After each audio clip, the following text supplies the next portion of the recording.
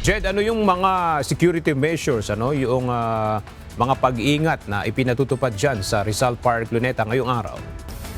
Ayon sa pamunuan ng Rizal Park Luneta, mayroong mga roving security personnel na nag-iikot para matiyak o masiguro yung seguridad at kaayusan dito sa lugar. At bukod dito, dahil sa inaasahang pagdagsa o pagdami ng mga taong magtutungo dito sa nasabing parke, ay mayroon ding mga tourist police, marines at iba pang uniform personnel na i-deploy dito sa pamosong pasyalan sa lungsod ng Maynila. Kapag ganitong holiday season, inaasahan ng pamunuan ng Rizal Park Luneta ang daang libong park goers. Kaya bukod sa nakadeploy ng mga security personnel, ay mahigpit o ginawa nilang mandatory ang pag-iinspeksyon sa mga bag at gamit na dala ng mga namamasyal.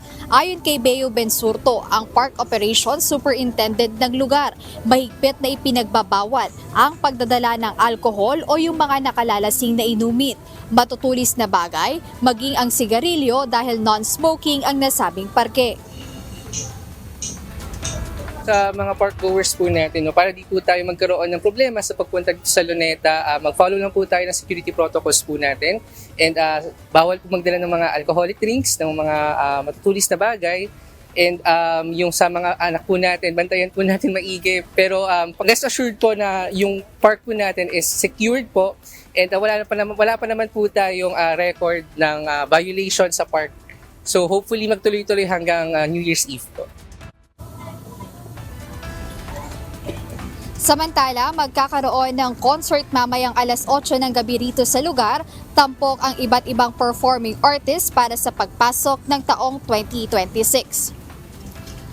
Aga mula kaninang umaga hanggang sa mga oras na ito, kung mapapansin ay maluwag pa o hindi pa ganoon karami yung tao dito sa Rizal Park Luneta dahil ayon sa pamunuan ng nasabing parke, inaasahan nila yung pagdating o pagdagsa ng mga tao mamayang hapon hanggang mamayang gabi doon sa pagpapalit ng taon o pagdating or pagpasok ng 2026. At kung mapapansin dito sa aking likuran ay yung fountain dito sa nasabing parke na bubuksan o sisimulan yung dancing fountain show mamayang alas 6 ng gabi. At ayan, yung mga babantayan natin o antabayan na natin hanggang mamayang hapon hanggang mamayang gabi. Ayan muna update mula rito sa lungsod ng Maynila. Balik sa iyo, Aga.